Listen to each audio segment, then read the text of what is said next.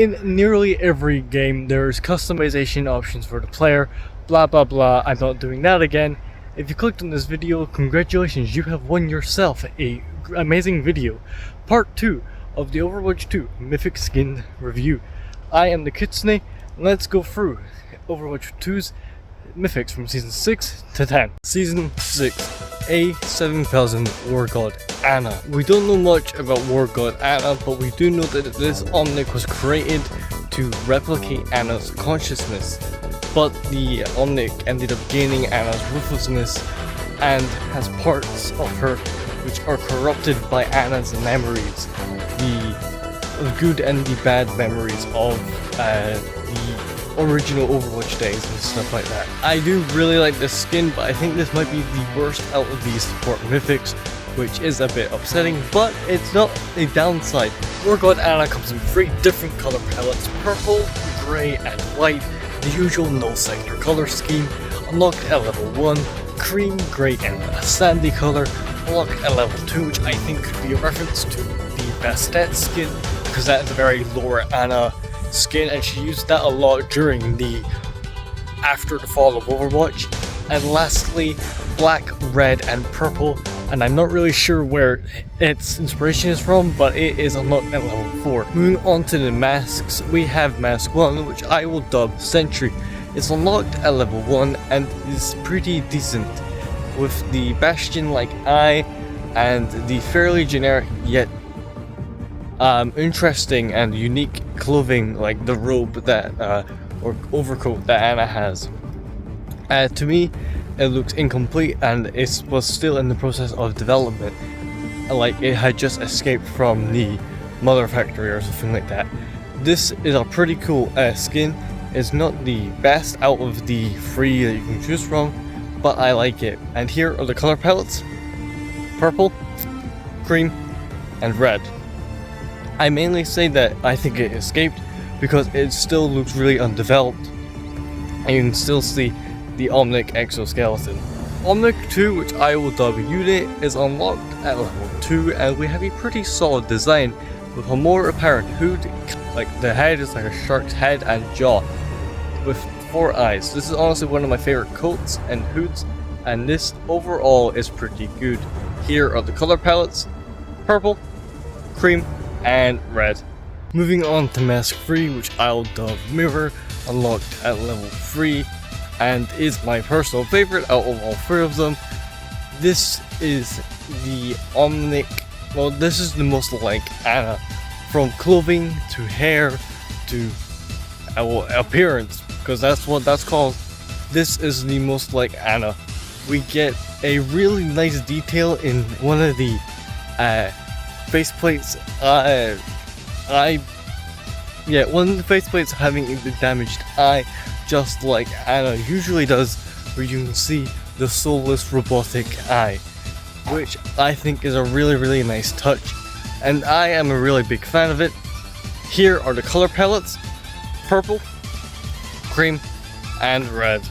Biotic Rifle 1, unlocked at level 1, honestly reminds me of the Z750 binary rifle from Halo 4 and 5, so it's quite cool, if I'm being real.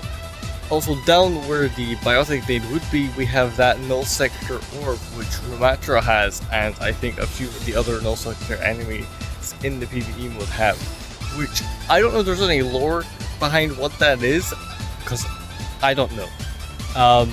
But yeah, this is really cool, and I think I might change to it after I film this and once I'm back on Overwatch.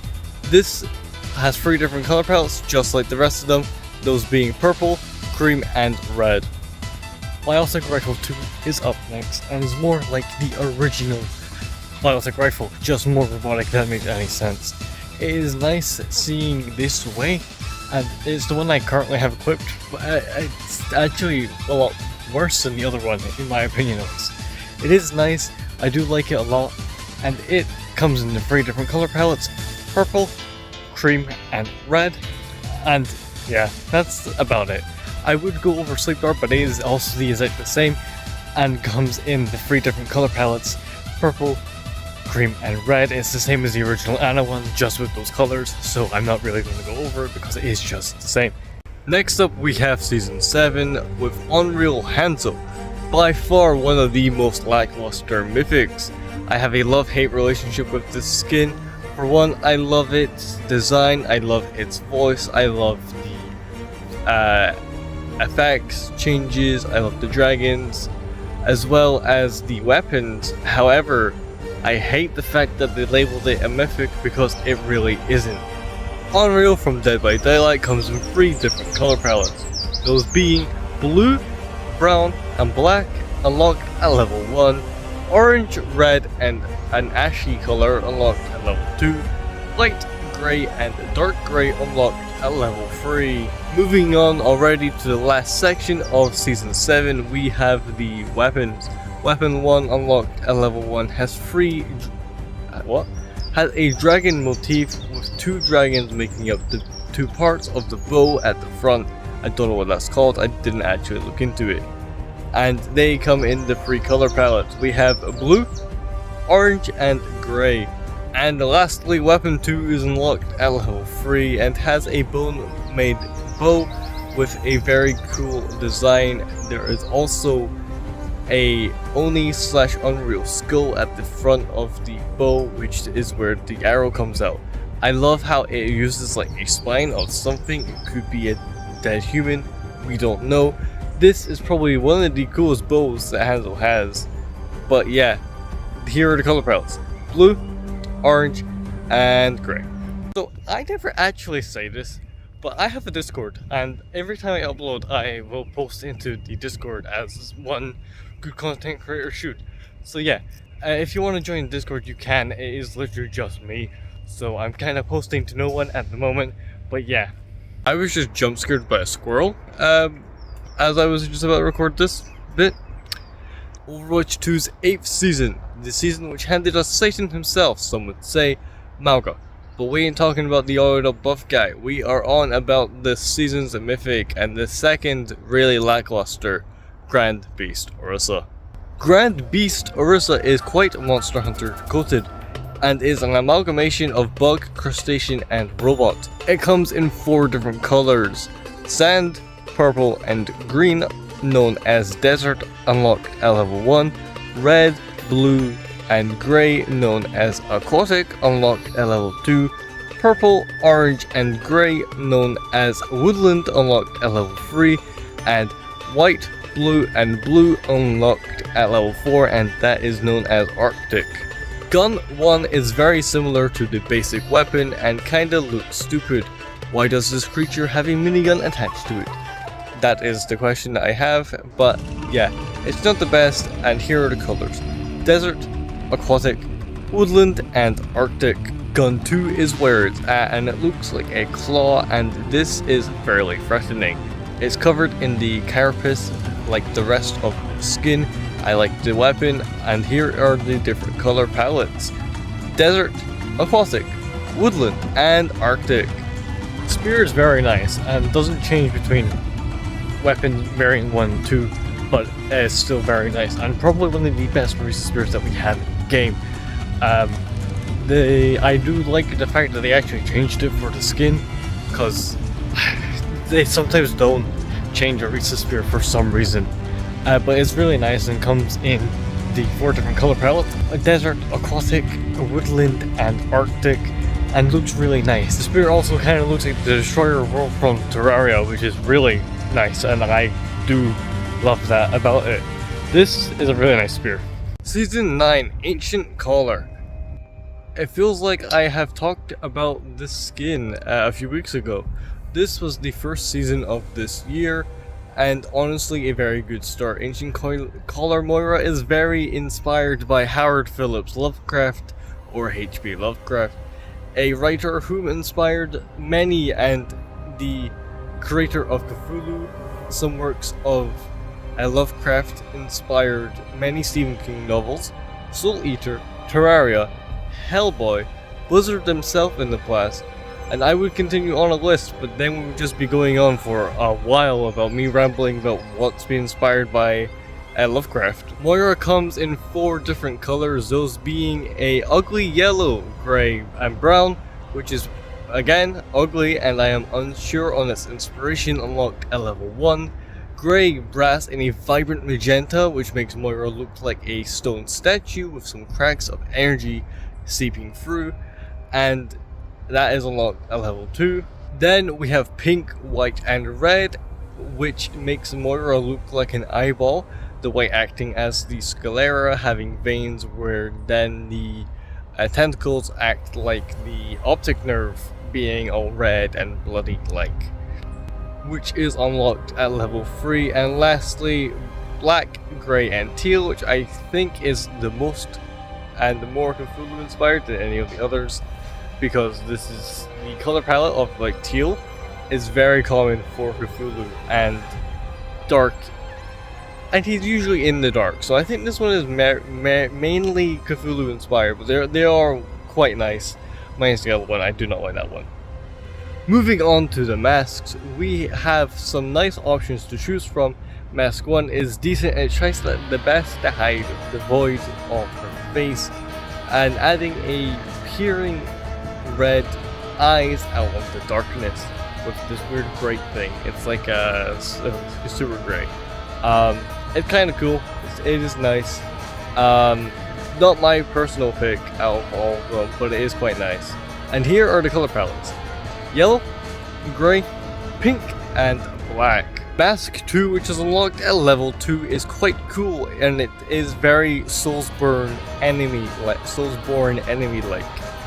with the scarring around the soulless eyes. Is nice in almost every aspect. The colors are quite nice, and minus the fact that the black color variant looks a bit goofy because the face is completely teal.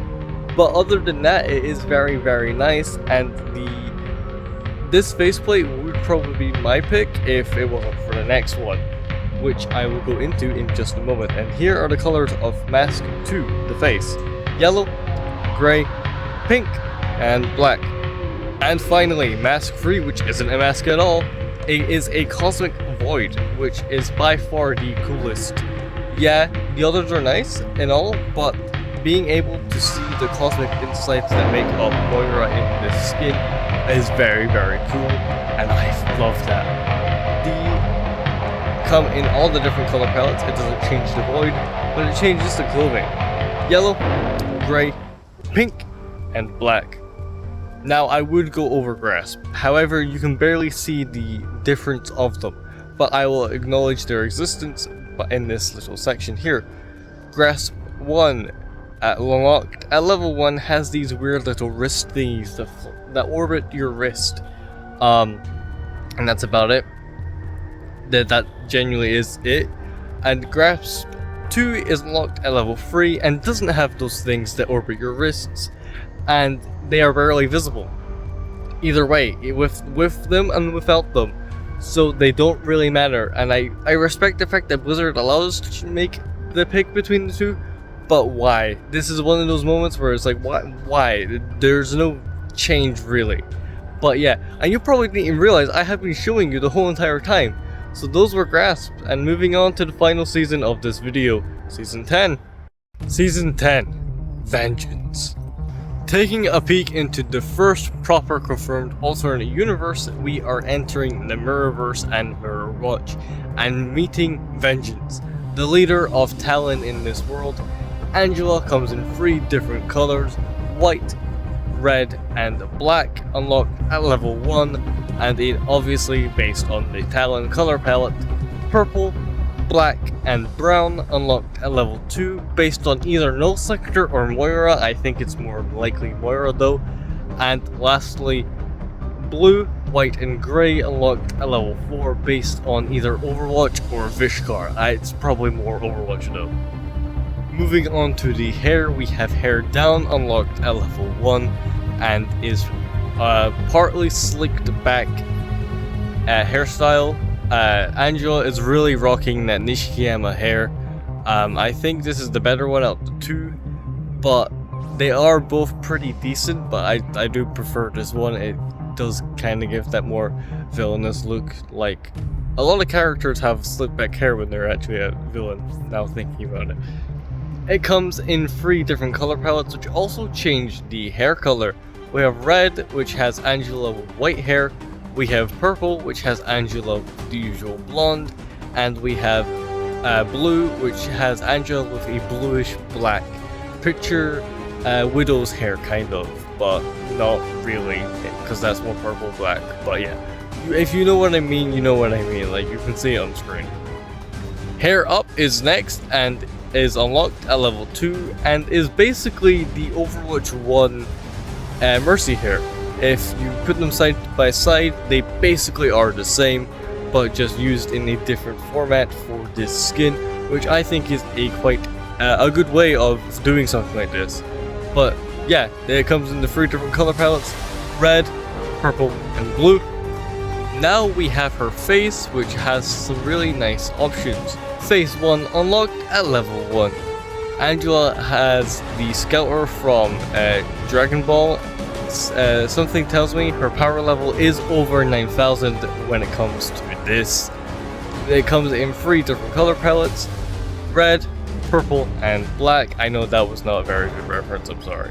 Phase 2 unlocked at level 3 has Angela in some sort of visor thingy. It's interesting. I don't really know why they chose it though, but hey, I'd assume the visor shows like the vitals of everyone, I'd assume. But it comes in 3 different color palettes: red, purple, and blue. Lastly, we have Skull, which is unlocked at level 4 and is my favorite. Angela basically being a Reaper, having control of life and death. It only makes sense for her to have a skull mask, and the thing that I love about it is that it is very different from Reaper and Gabriel Reyes, because of the fact that her mask is mainly a human one, while his is more of a owl or bird one. But yeah, this is really cool. The colors are red, purple, and blue. I think that Staff 1 is quite nice. It is unlocked at level 1 and is a decent staff out of all of them, in my opinion. I do like the whole just how it looks. It is a very interesting, and it looks more deadly compared to all the other Mercy staffs. But yeah, it comes in the 3 different color palettes: red, purple, and blue. Staff 2 is up next and is my personal favorite. It's really nice. I love its design. It is a very different look from what we usually have with a Mercy staff, but it's really nice. I am a big fan of this one.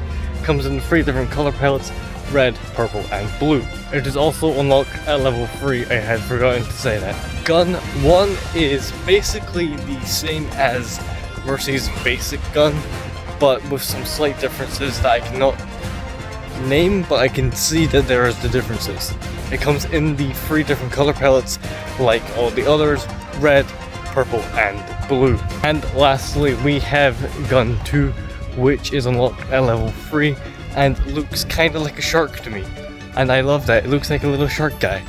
That's all I really have to say about it. But it's a really nice gun. I really like it because of the fact it kind of looks like a shark, and is unlocked at level 3 with the 3 different color palettes: red, purple, and blue. With that marks the end of the video and the tier list section, where I will tell you who is in what positions. Joining Genji and Kiriko, we have Mercy and Moira. Joining Junker Queen and Sigma, we have Anna. Joining Tracer, we have Hanzo and Orisa. And I would like to thank you all for watching this video. Yeah, I'll catch you later. Join the Discord. See ya.